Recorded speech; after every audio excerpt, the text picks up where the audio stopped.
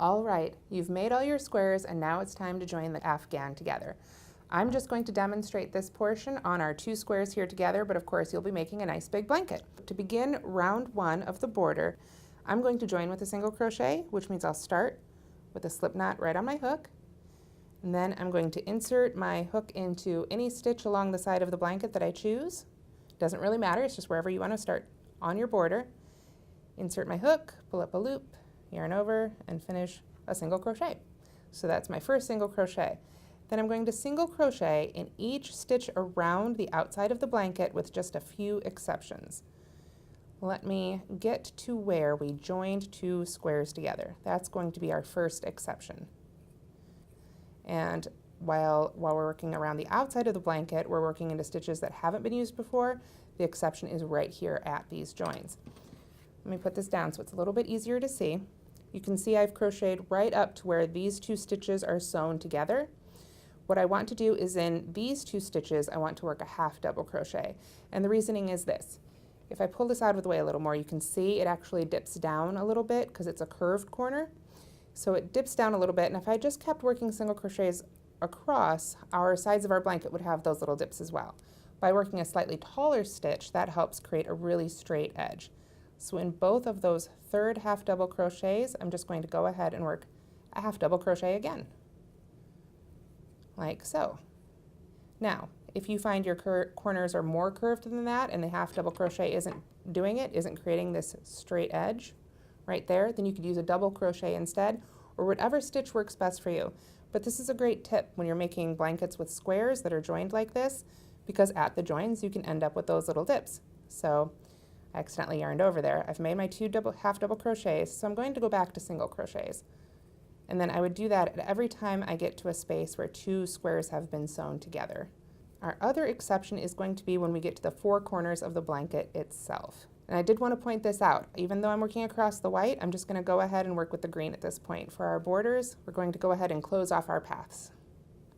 So what I want to look for in this corner again is that 3rd half double crochet of the 5.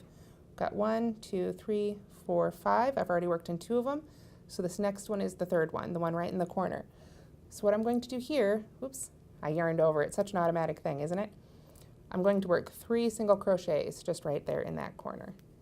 And that's what I'm going to be doing for the next couple rounds, is working 3 single crochets in the corner there. So if you like, you can take a stitch marker and put it in that center of those 3 so that you know that's going to be your corner the next time you come around.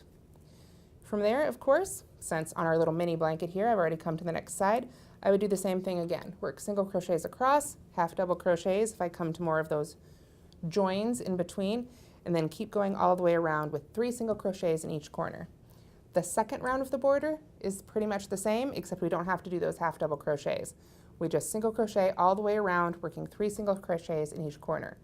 After that, then we'll add our decorative border, which I do want to demonstrate for you. So now let's add the last 2 rounds of this pretty border. I'm going to continue with my color E. After I've gotten all the way around twice with that single crochet, I'll join, chain 1, and single crochet in the first stitch. Now, when I made my blanket with 20 squares, I found that I needed to change just a little bit of this border to make it all work out. The way I found it easiest to adjust it was for this first repeat of this round, I will chain 3, and then I'm going to skip 3 stitches, 1, 2, 3, and single crochet in the next stitch. After that, I will do my usual repeat, which is chain 3 and skip 2, 1, 2, and single crochet in the one after that. I just had 1 extra stitch that needed to be skipped in order to make it work out, so I put it at the beginning. But if you've changed the number of squares you're using, you may want to just skip 2 until you get to the end and then see how it turns out. If you need to skip 3 at the very end, that's fine.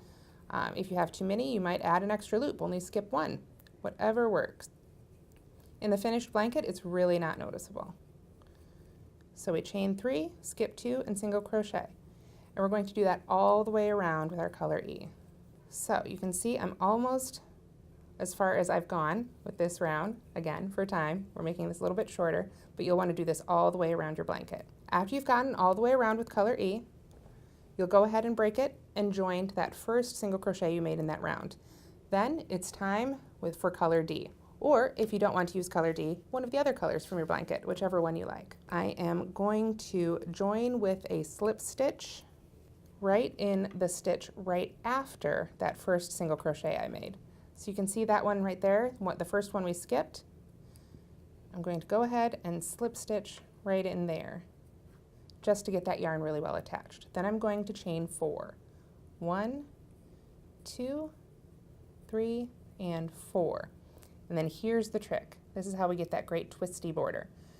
I'm going to pull my hook out of that loop, insert my hook under the next chain 3 section. So I'm going to jump over here to where we've got that next chain 3 after the next single crochet, put my hook under there, put the loop of the yarn back on my hook and tighten it back up, pull it under, and then chain 4 again. 1, 2, 3, 4. Then pull it off my hook again, go back under the next chain 3, put it back on my hook, pull it up, and chain 4. 1, 2, 3, 4. And again, I'm just going to do this all the way around. Nothing special necessary at the corners. And when you get to the end, you can cut your yarn and use your yarn needle to attach it to that first slip stitch we made. And you can see we're already getting that great twisty look that goes all the way around our blanket. So that is how you make the edging and border. And now you can see my finished afghan right here. If you look at the layout, you can see how I've changed and turned the striped blocks. Even though they're all exactly the same, it's just with an easy turn, it'll give you this great changing pattern. You can also see how the white sections of each block have lined up. And then of course, we've got this great edging that goes all the way around. And again, if you add or subtract blocks, you don't have to worry too much about this edging. It's really easy to just sort of make it work, and you don't have to even do anything special at the corners. If you want to make the afghan as a baby blanket, that's super simple. You just make 9 blocks. 3 by 3 gives you a 36-inch by 36-inch blanket, plus a little extra with the border. So that's a perfect size right there. And of course, you can add more squares to make a queen size, king size, as big as you want. This one right here is 4 by 5, so it was about 48 inches by 60 inches, a great throw size. And of course, the layout for that is included. So I hope you've enjoyed making it. Thank you so much for watching.